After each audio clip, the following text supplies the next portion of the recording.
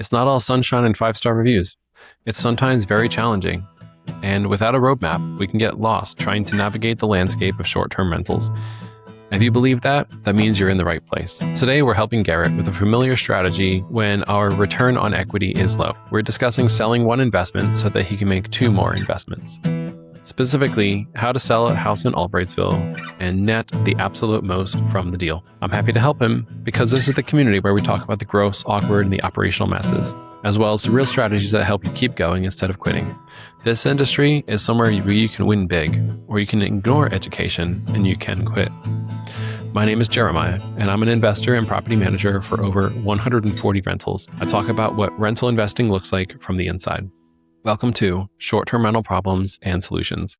Let's get into today's email. Hey, Jeremiah. The value of my property has increased to the point where I could sell it and have the funds to buy 2 more. My return on equity has gone down just because the value of the property has increased. I feel like I have the formula for success dialed in, and because of a promotion at work, I feel like I have the time to take on 2. Already spoke to a financial advisor about a 1031 exchange too. So what's the best time to list my property for sale? And what tips do you have for me to get the best price? Respectfully, Garrett Brown. Wow.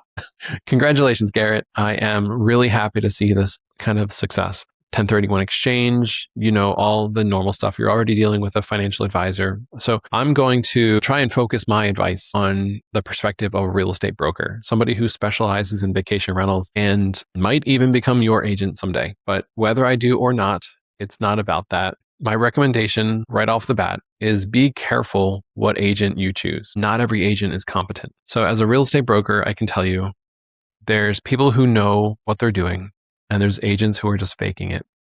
The ones who fake it generally make more money than the ones who know what they're doing. Some of the agents with the most sales are leaving tens of thousands of dollars on the table and couldn't care less. Other agents don't care if your house is listed for 3 years. They just want to make sure that you get the best outcome that you're after.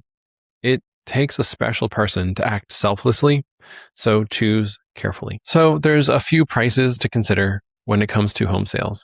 The first is the list price. Obviously, this is self-explanatory. This is the price that you're listed at. The second is market value, and your relationship of list price to market value is an important consideration when you're discussing the strategy of selling your house. If you list lower than market value, there absolutely needs to be a way for those buyers to recognize that the market value is higher than the list price, because that gets confused sometimes. And, the way that it's marketed and the Zestimate and all these different factors are going to factor into your buyer recognizing what they think the value is to them compared to what you're actually listing it at. So another price that you have to take into consideration is the appraisal value, because if we are talking about selling for the maximum amount possible, we cannot change the appraisal value.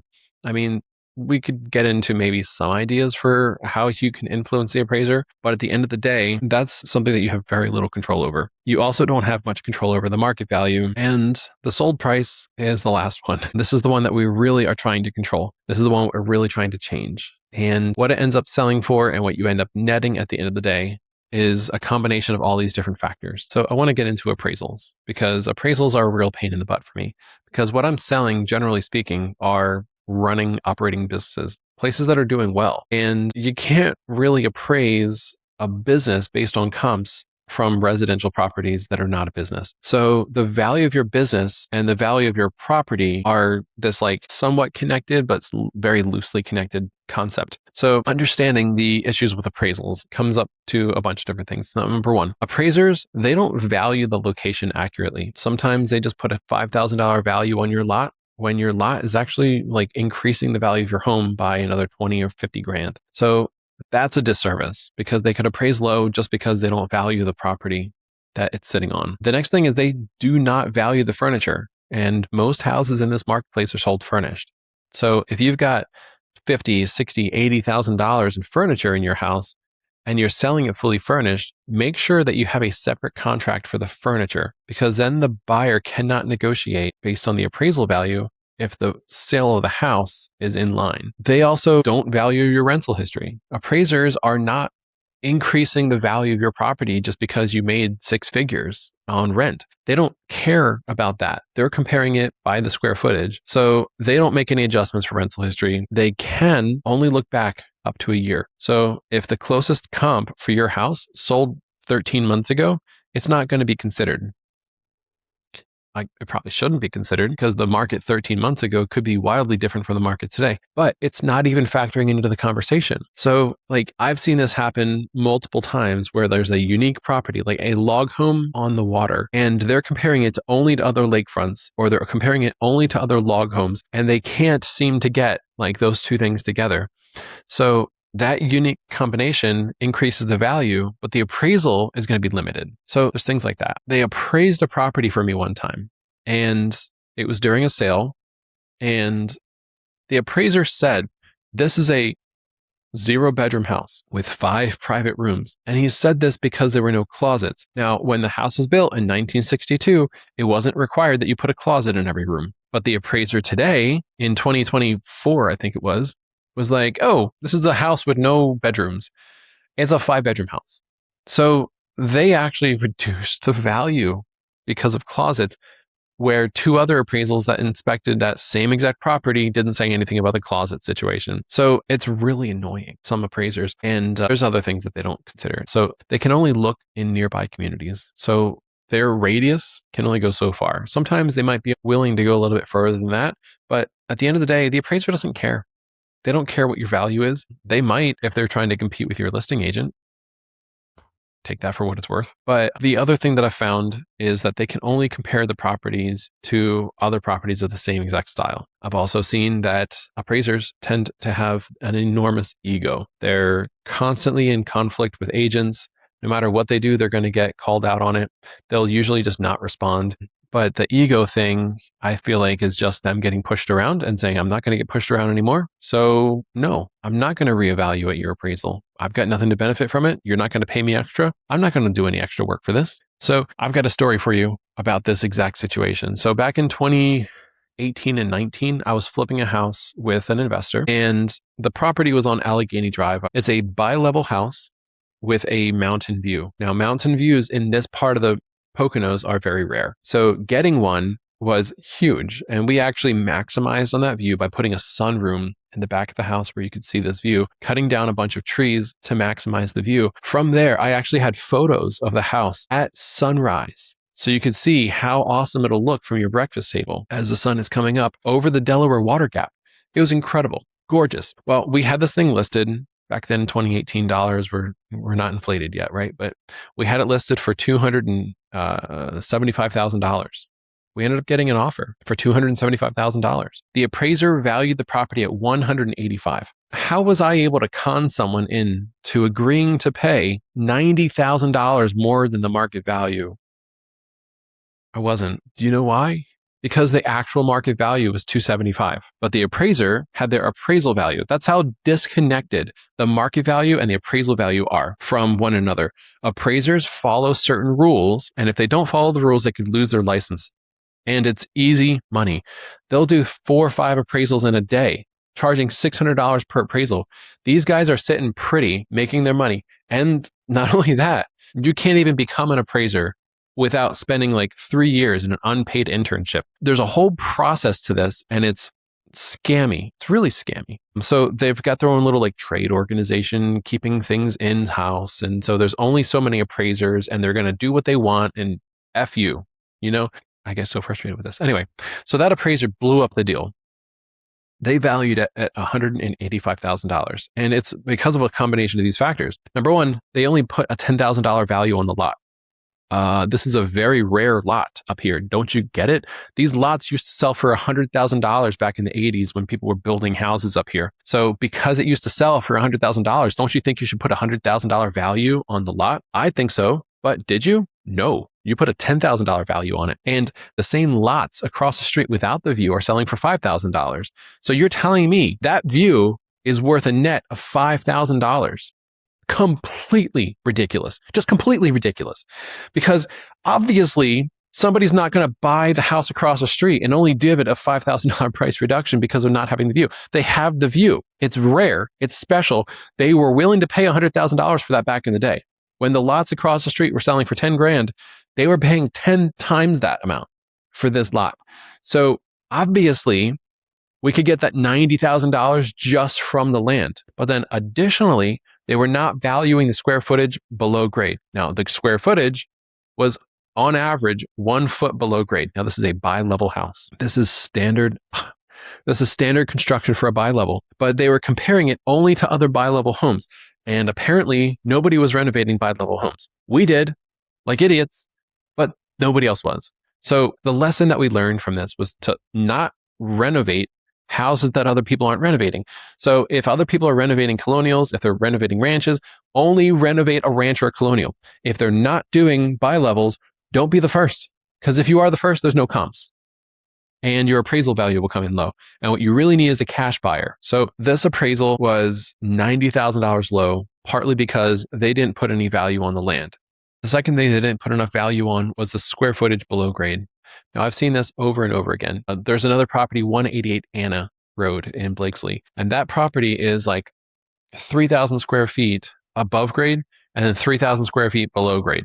This was a 8-bedroom house back when I'm talking about when this happened. And we actually had it under contract because I knew it would appraise low. We had it under contract. The buyer and seller agreed to adjust the price to the appraisal value or the offer price, whichever is lower. And the seller signed that addendum. And the listing agent did not honor that and found a way to squeeze her seller out of the deal so that they didn't have to lower the price. But we were under contract at, I want to say $600,000 for this property, which $200 a square foot, really not that hard to do. But back then it was. So today it would appraise at 600 without too much trouble. But back then it was like only the upstairs is what the appraisal value was based on. We were only getting like $125 a square foot. And I'm not getting the numbers right. I'd have to remember back a little bit too far. But nevertheless, what ended up happening was that the appraiser put a $20,000 value on the whole basement. $20,000 on like a 3,000 square foot basement with 3 bedrooms, a full bar, 2 full baths. This is practically its own apartment. And they only put a like $20,000 value on it. So the upstairs, they put as much value as they could, and they still came in at $475. So we were $125,000 in the wrong direction. So we were above appraisal value by $125, which according to our contract meant that the seller had to come down $125. But the seller, they weaseled the way out. They eventually sold to a cash buyer for $575, I think. Either way, there was no appraisal for that cash buyer. That cash buyer ran it as a rental. There was issues with the township. There's a lot of things going on, a lot of parameters to talk about. But I don't want to get too deep into that one. I want to get into what kind of situations cause buyers to pay over appraisal value. And it could be like that seller's market that would cause them to pay over appraisal value. But we're talking about today. So Garrett, if you want to sell today, here's how you get over appraisal value. You have to market the property as though the market value is much, much greater than the appraisal value, or even greater than the list price, because then people will value it that way. But there's a lot of parameters that the buyers just don't know. They don't know how to value the furniture. They always overestimate the cost of repairs. So you need to not have any repairs that they're going to walk through the house and think they need to perform. So the house has to be in such good condition that they're not going to have to fix anything. Now, they might want to do some optional upgrades, but if you can tell a buyer that this is something they should budget for next year or budget for the spring, then they're not going to factor that into the value. And it doesn't come out of the closing costs, basically. But if you've got a crawl space that's very humid and there's mold growing in it, they're going to knock you down on price later on in the deal because they've just identified this issue that you're going to have to disclose to future buyers. I want to go through some examples of properties that I've sold or that my buyers have bought that sold for over appraisal value. The first one, I was very early as an agent. And this was one of the first houses I listed, I think 15 Short Lane in Albrightsville. So this house was just gorgeous. They had kind of overbuilt the community. The neighborhood did not have any comps that were new construction like this one. It had forced air, propane heat, and everything was perfect with this place. So that situation, we sold about $10,000 over appraisal value. And it was just really our strategy to the deal that made this whole thing work out. And that's not necessarily the strategy that we're going to go with. But basically what happened was we built in some fluff in the beginning of the deal through the agent's compensation. So we offered a $5,000 bonus to the buyer's agent. Now, you can't really do that today, but you could back then. So they were getting 3% plus $5,000. So then when the appraisal came in $15,000 low, We said, look, we could lower it up to this much without bringing money to closing, but we'd have to take away your agent's $5,000 bonus. And normally agents aren't disclosing these bonuses because they're paid by the seller. They're very rare, but we were able to put that buyer in a position to look at their agent and be like, you were going to get an extra $5,000 for this? And I'm just thinking of that movie clip with Jennifer Aniston where she's like, you're getting $10,000 for this? I'm getting five. And in reality, like I was getting three and the buyer's agent was getting three. And the buyer's agent was getting an extra $5,000 for going under contract at 155. So we were able to lower the price to 150 by eliminating that bonus. And the buyer then got a concession at that point. The one who actually lost in the deal was the buyer's agent. And both sides got 3%. And the sellers were able to walk away. They didn't have any equity in the property. They had negative equity. What they owed on the property was actually greater than what the value was worth. So long story short, this was just an exit strategy for them, but that's how that one worked out. 1038 Kilmer Drive, this one sold for over appraisal value because of the rental history. It was well designed. It had like 3 years of rental history. It was averaging $110,000 a year gross. It had like a look to it, like a style that really made people want this property. So we had multiple offers in a buyer's market. We had a multiple offer scenario, and we ended up choosing, as a listing side, we ended up choosing the offer that offered the greatest gap on appraisal. So there was one buyer who offered to pay $30,000 over appraisal value, and there's another one who just waived the finance contingency 100%, which meant that they were willing to do any gap necessary in order to make this deal happen. So they ended up purchasing the property and paying like $40,000 over appraisal value.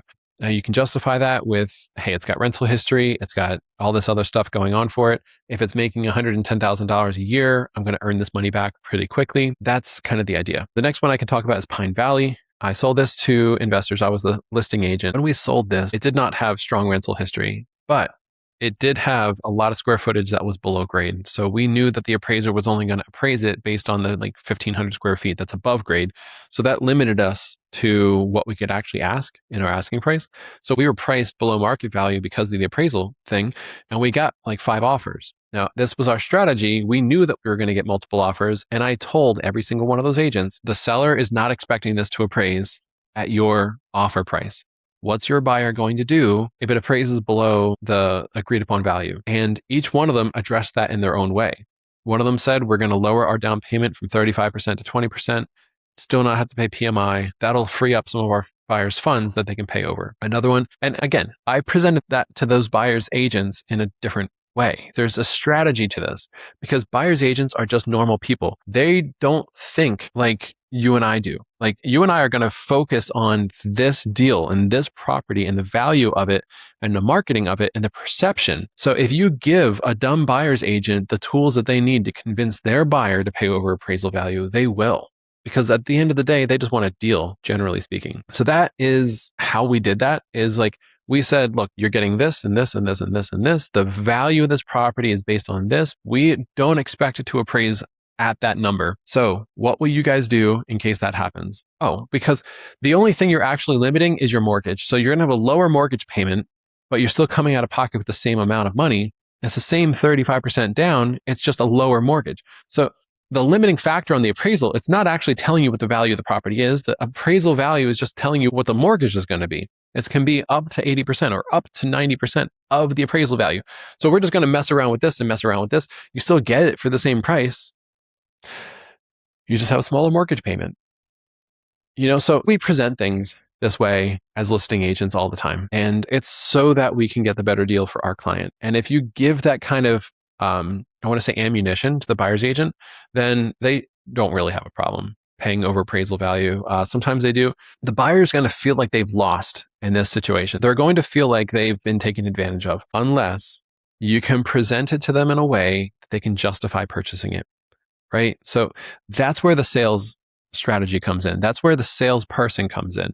And the buyer's agent, they don't want to feel like they've convinced somebody to make a bad decision. They need to be convinced that this is the right decision in order to hold the deal together. So there's like a lot of psychology to this. I think this is why I like sales, right? Because of this part. But anyway, getting back to the different deals, I actually sold this a second time. And that time it also sold for $15,000 over appraisal value. But at that point, the people we sold it to had improved it. So they made it worth more. They had better rental history. So when they sold it to my buyers that time, we went into it eyes wide open. I told the buyers what it was likely to appraise at. It actually did better than my expectations. And we decided to hold this deal together just because there was nothing better on the market at the time, even with that factor involved. So anyhow, another one that I sold did not get appraised. It was a cash deal. This is on Adams Place, and it was a turnkey, ready to go property. This one had rental projections. So it had like 2 months of rental history, but it already had future reservations at around $10,000 a month. So that convinced this investor that this is a property worth spending extra money on. But they actually started with too high of an asking price. So because they started with too high of an asking price and they were not motivated to lower the price, the deal ended up working out the way it ended up working out. And we tried to get the best possible deal for this place, but the seller was patient, the buyer wasn't. The buyer was motivated by a number of factors, including a 1031 exchange. So they had a timeline and they couldn't find anything else on the market that they were happy with. So they were going to end up paying like $80,000, I think, in taxes, or they were going to invest into this property. So even paying over appraisal value was better than paying taxes. Now, I know the taxes are just delayed, but the strategy is to actually delay those things indefinitely, all the way up until the point of death, in which case there's no taxes anymore. So this was all kind of playing into that one, but that's why. It's because it had the right formula. It had the right rental history and projections, and it came furnished. The next one was a primary home. This is on Seneca Road. I think it's 31 Seneca. I sold this property definitely over appraisal value. I spoke to the seller. I told him there's no way this house is going to appraise at 375. It's going to be probably 350 or 340. And he said, I want to list it at 375. Let's see how it goes. We did get showings. Not a lot, but we got some. Well, we just happened to find the right buyer. It was a guy from Brooklyn who had just sold his mom's house, and now he's looking to purchase a property out here. He has no idea of the value, and he's got an agent that has no experience in this marketplace. If he did have a better agent, he probably would have alienated them anyway, because apparently this guy was difficult to get along with. So he paid cash, full asking price, $375,000, because I don't think that this money had any value to him. I don't think he knew what it was actually worth. He didn't have an idea what the property was actually worth. And he didn't make his offer contingent upon appraisal, because he made his offer contingent upon the sale of his mom's house. So because he had weakened himself in the deal, he was overpaying on the property without knowing it. He just offered full price cash contingent upon the sale of his mom's house in Brooklyn. So that's another situation that led to it. But it was on the market for a while until we found that buyer. And it's because other buyers had local agents that were familiar with the value. They were familiar with the deals.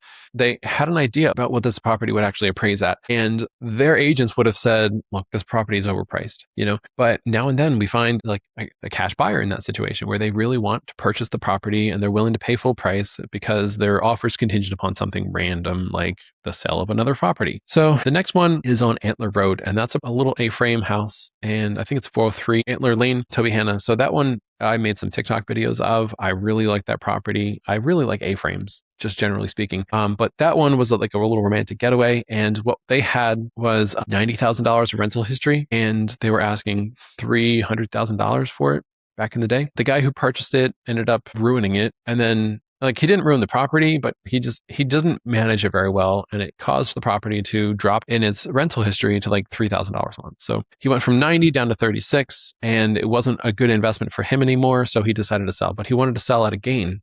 So 328 was his asking price, and he marked it up to that amount. Based on the money that he put into it, he could justify selling at this point. Now, it's a fantastic property, and it could sell for $450,000 with $90K of rental history. So for anybody to trade this thing at the low 300s is still a good deal. The deal happened, the appraisal came in at like 270, and the buyer was still very interested, but interested at a different number. My understanding now, before it even closes, is that it sold over appraisal value, but they got a new appraisal done. So the new appraiser valued it a little bit higher. Oh, that reminds me. Remember I was telling you about Allegheny Drive, the deal where I had it under contract at 275 and then it appraised at 185?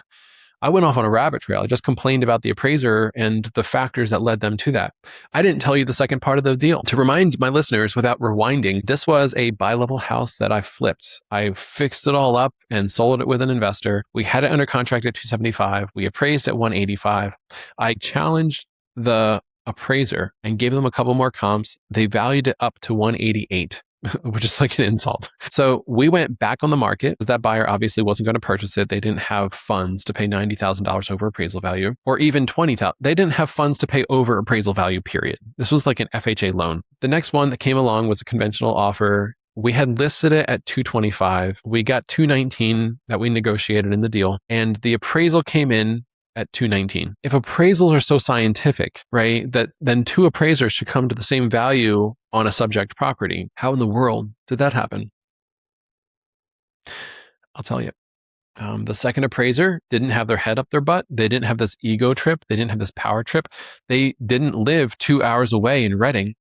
They lived up here in the Poconos. They recognized the value of the lot. They looked at comps that were colonials and ranches because they knew they weren't going to find any renovated comps that were buy levels, because they looked. They found the right comps. They were able to get to our sale price, and we were able to sell for $219,000. From $185 to $219 is roughly $35,000 more. The appraisal value went up 15% just because of who the appraiser was. There were no new comps.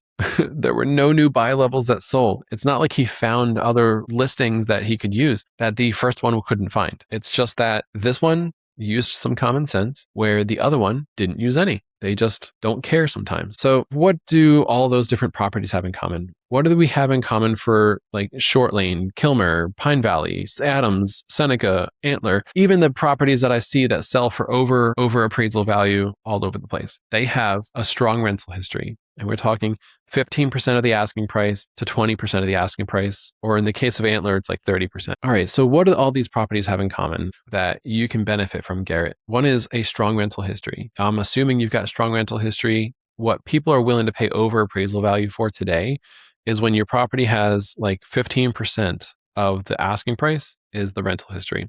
So if you're asking $400,000 for it and you've got $60,000 of income, that seems strong to them. And that's usually a justification for them to pay over appraisal value to a limit, right? So, and another one might be where it's got like $110,000 of rental history and it's selling for $515 or $525. I've seen deals like that work out really well as well.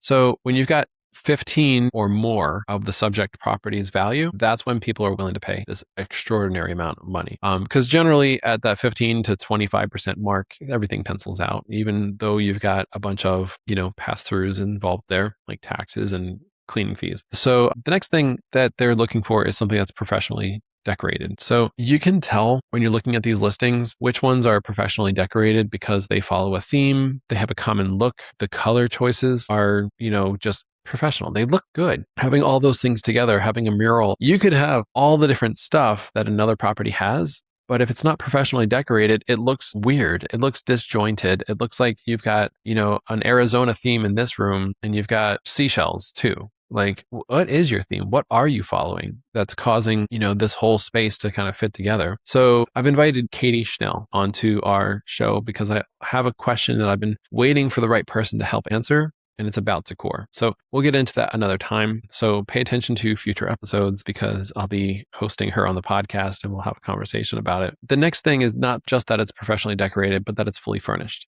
So they're looking for furniture. Now, the furniture doesn't have to be a high price. It just has to look attractive, right? So you can get like fall apart furniture. You don't have to get like the stuff that's going to last forever. But if you furnish your house with stuff that looks trendy, that looks good, and it fits with the theme, that's going to bring your value up. Now, I'm assuming you've already got your house, Garrett. I'm assuming you've already got strong rental history. It's already fully furnished. It's already professionally decorated. And I'm assuming you've also got your short-term rental permit. But those are the four things that buyers are willing to pay over appraisal value for. So if they put a lot of value in your furniture, it's smart to get a purchase price with furniture to the side. If you know that the house is $400,000 asking price and you're going to appraise at $370,000, it's wise to say, look, I'll sell the whole package for $400,000. But the buyer has to admit right now that the value of the furniture is $30,000. Because if the house appraises at $370,000, I still want my asking price of $400,000. That's how you do that. It's actually a great way to do that. So what to do to prepare? Document your rental history. Get reports from Airbnb, from VRBO, put them together, have a spreadsheet, whatever. It doesn't have to be fantastic. Some information to put on your stuff is utilities. I would probably only put the utilities on though if they're like low, because nobody wants to see your electric bill was $1,000. That might surprise them. And if they're estimating in their mind that this is going to cost $10,000 a year for electricity, and you show them documentation that's only eight, that's good. That's a good thing. If they think in their mind that it's going to be $6,000 a year, and you show them documentation that it's eight, that doesn't help, obviously. So what information you disclose and what information you don't disclose, I think is just based on, a conversation with your listing agent about what buyers are going to expect for your property. Like, what are they going to underwrite this with the first time? So if your utility bills seem strangely high to your listing agent, we can keep those quiet. If they seem like they're pretty low and the house is pretty energy efficient, we can advertise it. We definitely should. That's a selling point. Anything that's not a selling point, we just don't really talk about unless it's something that we have to disclose, in which case I recommend putting that on the seller's property disclosure, because eventually when the buyer figures it out, they won't be able to negotiate because it was disclosed and they signed it. They signed off on it back then. Put on your gross income. Don't include repairs and maintenance records unless they're like surprisingly low. So if your house is in great condition and you haven't had to fix it very much, your furniture stayed in good shape, then you can actually advertise like, this is what I paid in maintenance and repairs, because a lot of buyers are actually underwriting this with their spreadsheets and they're trying to factor in like maybe 5% for repairs and they have no clue. So if you publicize, like if you say what the actual number is, they'll put that number in and they won't even question it. This is not an opportunity to lie. It's just an opportunity to point out a selling point if it exists. Don't include the cost of your cleaners. Almost every buyer is going to estimate that it's going to cost less to actually clean the house than it's actually going to cost. So the cleaning services in the Poconos are generally overpriced compared to other markets. And this is no secret. I've talked about this many times, but buyers who are purchasing here are generally thinking that it's going to cost like $150, $200 per clean. They don't really know. They don't have a lot of confidence in that. But when they're underwriting their figures, it really helps you sell for a higher number for them to not know this. So I don't tell them because it's not required to disclose. It's not in my best interest as the listing agent. And Garrett, it's not great for you either. But you might have a cleaner who's cleaning your house for like $100. And normally that clean would cost $300. So in those situations, maybe it is a benefit because they might be anticipating that the cleaning fee should be like $150 or $200. But if you're like at market rate with your cleaning service and it's $300 to clean your house and the buyer's estimating that it's going to cost $150 to $200, leave it that way. Don't point that out. Bring light to it. Just move on and let them purchase it. Don't include your registration fees or your community fines. So when you do all of these numbers, I'm sure you've got a good record of all these different things. You don't want to present the registration fees or the fines, because that's not something that a typical investor is going to anticipate there being. So let them be surprised by that. It's really their agent's job to talk about those different fees, to talk about what a typical cleaning fee is going to be versus what a typical registration fee is going to be. But what I've found over and over and over again in this marketplace is that buyers are coming with their own agent that is completely clueless. And people value agents based on the relationship, based on trust or loyalty or whatever. What they really need to be valuing those agents on is their ability to negotiate, their expertise in what they're purchasing, and their expertise in the area. And for me to have a buyer's agent, I'm the listing agent, so I'm dealing with a buyer's agent who's from like Reading, Pennsylvania. They drove an hour and a half to get up here. They haven't sold anything else in the Poconos.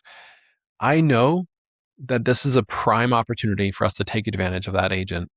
And it's a prime opportunity for us to take advantage of that buyer, because the buyer's not being guided correctly and the agent doesn't seem to have any clue of what they're doing. Because in Reading, the houses are like an average of 50 years old. Up here, they're an average of 35 years old. Up here, we have issues with crawl spaces. Down there, they have slabs. Like, it's a completely different marketplace. Down there, it's almost everybody's buying their primary home. So they're going to be surprised like how easy it is to sell a house up here. And they're going to want to get involved in the real estate up here. But without any experience, without any knowledge of these things, it's an opportunity for us to really take advantage. And no matter how good of a negotiator they are, they're completely clueless. They don't know what it's going to cost for a clean. They don't know what it's going to cost for registration fees. When they're asked, does this community have a pool? They just look at the MLS sheet and see if it has a pool or not. They don't know that that pool is only open on weekends, or that pool's like closed for the next, 3 years for construction. They don't have any clue. They don't. And they think, just like a lot of buyers do, oh, gated community, that should mean higher value. Well, no, it doesn't. Not if you know this marketplace, and they don't know this marketplace. So I've seen over and over and over again people using their sister, their friend, the person they bought their house with in Lancaster, using an agent and having them hop in the car together and drive all the way up to the Poconos and buy a vacation home. And it's a dumb move if you want to save money. It's a dumb move if you want a good investment, but it's a fine move if you want to increase the values in the Poconos. Because you overpaying for your property causes us to have a better appraisal value. So I wanted to keep going, and as a listing agent that sells a lot of properties up here, I really want those agents that can be taken advantage of to come up here. I don't like negotiating against the locals. They know the ins and outs, like they know the pitfalls and they're protecting their buyers. But when I'm a buyer's agent, I know all those ins and outs and pitfalls, and we're on level playing field. The agents from the Lehigh Valley are the worst. They come up here wearing suits, and agents in the Poconos are more laid back. You can see I'm wearing a t-shirt, jeans. This is the broker. This is how the broker dresses at investment real estate of the Poconos. And because that's me, right? So I'm very approachable. I can be reached usually on the first or second ring unless I'm on the phone. Like, the agents in the Lehigh Valley, their brokers are getting like these $200,000 salaries. They're wearing suit and ties. They're being treated like a CEO. They're very unapproachable, difficult to get in contact with, difficult to get a hold of. And they're just looking at reports all day. So they're not really guiding, they're not really training, teaching their agents. And their agents are just out there looking for every deal they possibly can get. And when they get a deal up on the mountain, it doesn't matter if it's a good or a bad deal. Broker doesn't care. The buyer doesn't know. And so that's where this comes in. Garrett, you're going to be working with an agent. You want to make sure that they know the ins and outs of your marketplace. You want to know that they're in your corner, right, so to speak, that they're loyal, that they know how to negotiate, and that they can market your property well. That's a rare combination. And I started this episode by talking about the agents who fake it are actually making the most money. And I'll give you a different example of where my buyer purchased a property and got like $80,000 of equity instantly. There's billboards for the listing agent. They're known as the top agent in the area. I'm not going to name names, but we purchased this lakefront property. It was listed at $750. We made this like ridiculously low offer of like $620, and the deal ended up working out. I think we closed at like $645. The property appraised at $735, lower than their asking price, but not by much. And because the sellers came down so far in price to meet ours, they're never ever going to know that that property appraised at $735,000. They're not going to know that. Their agent had it listed at $750, and they accepted an offer that was significantly lower. And apparently the seller was pretty motivated to sell in a certain timeline, and the agent was doing price reductions but wasn't doing them aggressively enough. And they ended up accepting an offer that was like 20% below their asking price. But what they'll never know is that the buyers purchased that property had like this enormous amount of equity because their appraisal and their purchase price were so far apart. They were comps justifying this property's value at $735,000. They bought it for $645,000. And this is an agent that fakes it. I don't think she thinks she's faking it, but obviously she's faking it. She didn't foresee what that was going to be. If she had actually told her sellers, look, this is what I think it's going to appraise at. It's probably going to be in this $700 to $750 range. And for us to accept an offer that's $640,000, you are leaving $60,000 of equity on the table. Why don't we just lower our asking price? If you're willing to take $700, like lower the price to $700.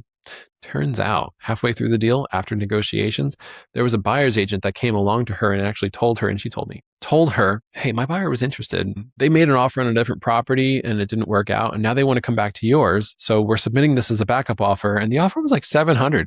But the seller was already committed to selling it to us. And there was nothing that could happen.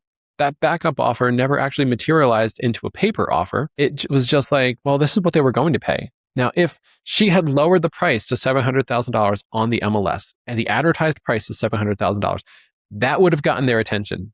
If she had been in communication with these previous agents that showed the property before and said, look, the seller's motivated. They're looking to drop the price for this other buyer that's making this lowball offer, then she would have ended up going under contract with them instead of us. This stuff happens.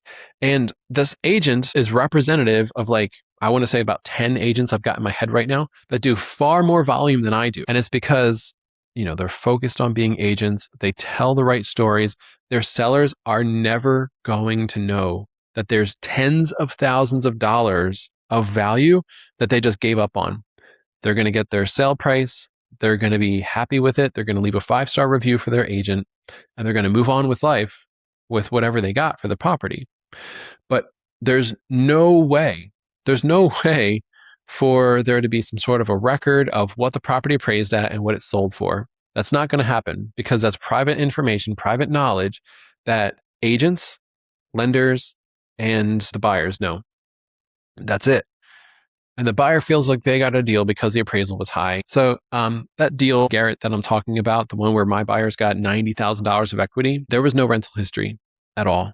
The property was not a rental before. It was just this incredible property. And I saw the value in it. I estimated for my buyers what it would make.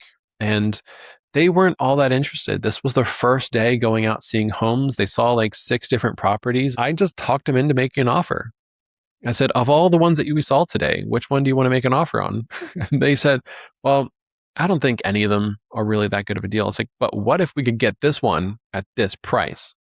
And they're like, I'd sign that offer. And like, it worked out. They ended up purchasing it. And so they didn't realize what a fantastic deal they were getting at until like the appraisal came in. And then they were like doubting the appraisal. Like, why did it appraise so high? It appraised high because there's comps for this. It's in a good neighborhood. It's a lot of square footage. It's all above grade. It's just the combination of a lot of things that make it appraise high. All right. So Garrett, the next thing is that you did ask about timing. And I would say there's a couple of factors to consider right now for investment buyers and investment real estate. The first is the big, beautiful bill. I'm not going to say this is a great bill or not. I'm just going to say the effect that it's having on real estate is this accelerated depreciation is causing a bunch of high income people to purchase properties near the end of the year or by the end of the year. Last year, I had 2 or 3 investors that were looking to purchase something by the end of the year, by like December 31st. One of them told me he was going to save like $30,000 in taxes if he purchased a property. And that was just something that was passed, I think, in like October of 2025. So there weren't even a whole bunch of people who knew about it. Now, those people who did something about it are bragging to their friends. And a lot of those friends are purchasing properties this year. And the deadline for them to use this year's income to depreciate is the end of this year. So I'm not going to speculate and say that the best time for you to sell is like, go in the market in October so that you can get those investors to fight. But I am saying normally it's very slow in our marketplace in November and December. But last year it wasn't. And I anticipate that this fall is going to be a very good fall for sellers and that this December is going to be really good as well. So this marketplace is going to be brought up because of the big, beautiful bill. And I'm not trying to say that's fantastic. There's downsides to raising values. That's a whole nother conversation. The next one is the real estate professional status. So the news has gotten out to like doctors and pharmacists and IT managers that they can write off a lot of their W-2 income for tax purposes if one of them is designated in the marriage.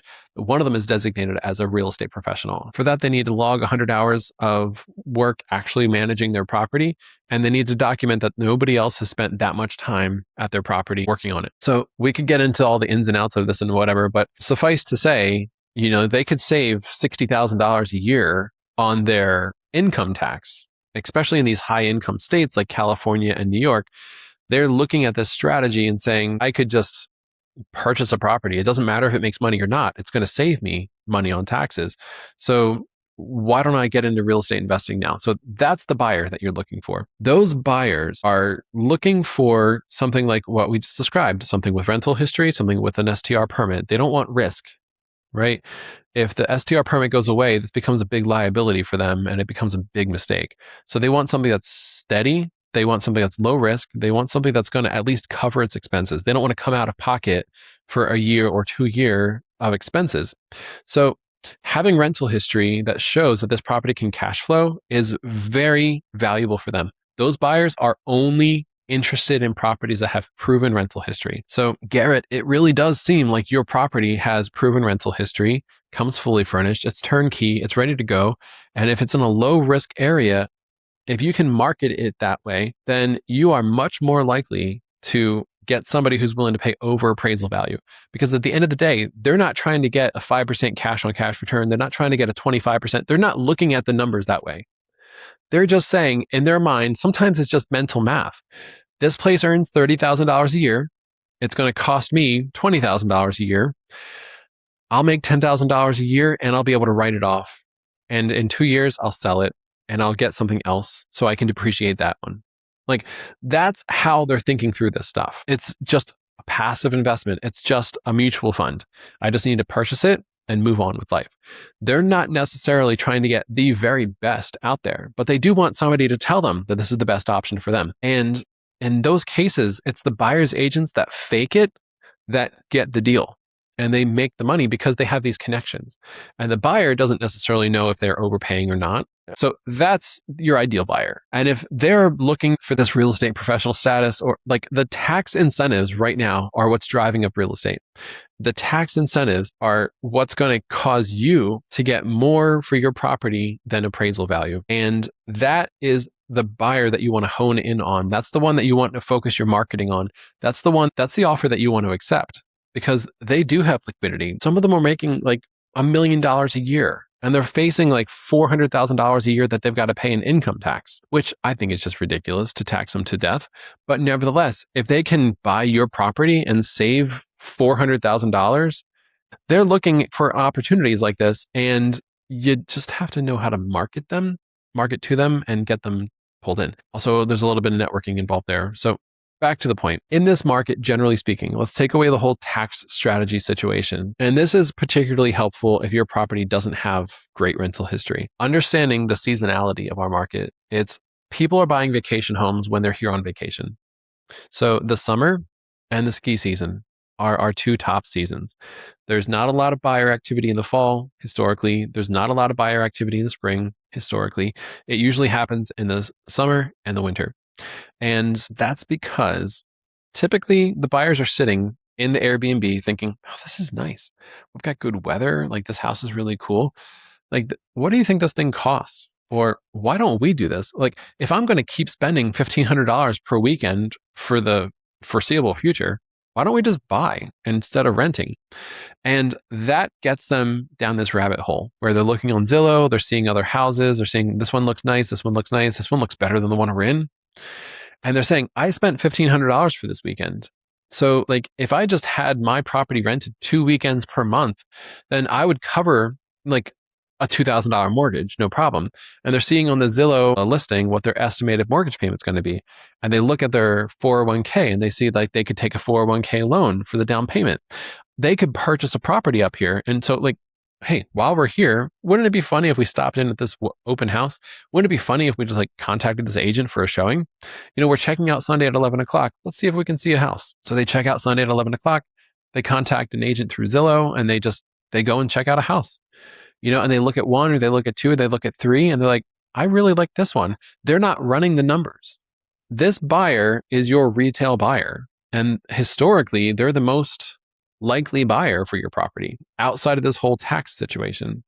So these are folks that are not running the numbers. They don't know if they're going to be successful.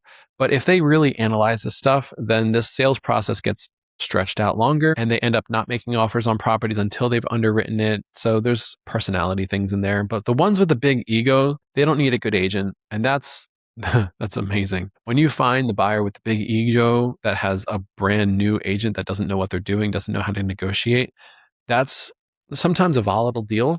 But as the listing agent, I like it because I can tell the agent what I want the buyer to know. And they'll usually communicate that. They'll sometimes copy paste. I say sometimes, I mean, most of the time they'll copy and paste. The listing agent said this. And so that's another one to take a look at. So understand like the month of November is likely to be the moment when people are at last minute looking for that deal, for the big, beautiful bill and the bonus depreciation. I'm anticipating that a lot of the inventory is going to dry up in November.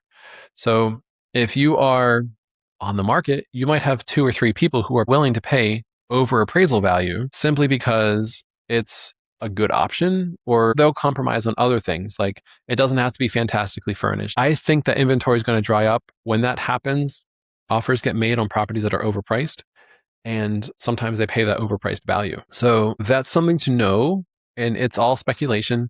We don't know what's going to happen with it, but I think it's likely. Now, the other thing about timing is that it also depends on your property. So if your property is a lakefront, it's most likely to get the highest value in the summertime, fall, or even the spring. So in the wintertime, that lake is a liability. People are looking at the ice and thinking, what if my kid falls through it? So it's not a great time to sell a property in the wintertime if it's a lakefront property. It's much better to sell it when people can swim in it, when they're looking for a place to go kayak. If it's next to a community pool, that's also seasonal.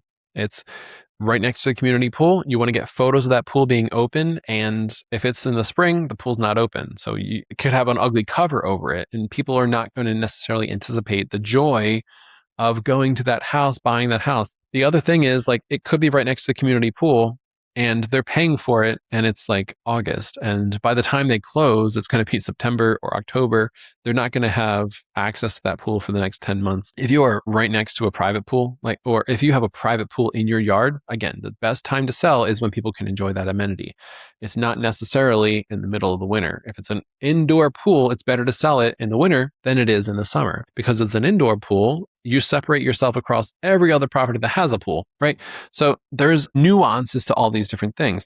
If you're right next to a ski resort, like next to Camelback, then the best time for you to sell is during ski season. And you better make sure that you're priced well, because if you miss ski season, you're going to discount your property by 20% to sell it in the off season. So understanding all these different dynamics is important if you're going to get the most for your property, and again, you haven't identified the properties you're going to 1031 into. You haven't put the property on the market yet. This is the best time for you to think about that timing. And your strategy has to include all these different factors.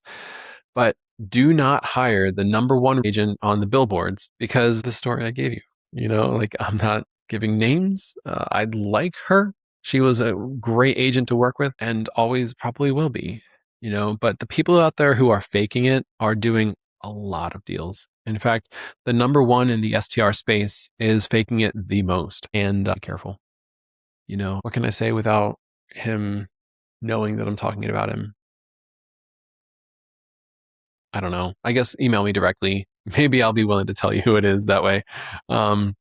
But I don't want to burn any bridges, because at the end of the day, I still want my buyers to be able to purchase his properties that he has listed. Why don't more people talk about this? Well, the people who know are only willing to tell you the version that puts them in the best light to get a commission. And if you'd like to, just follow up with me by email. I'd be happy to do an episode on how to find a great realtor, because this is the show where we discuss the challenges, as well as the stuff that no one talks about when they sell the dream of easy passive income.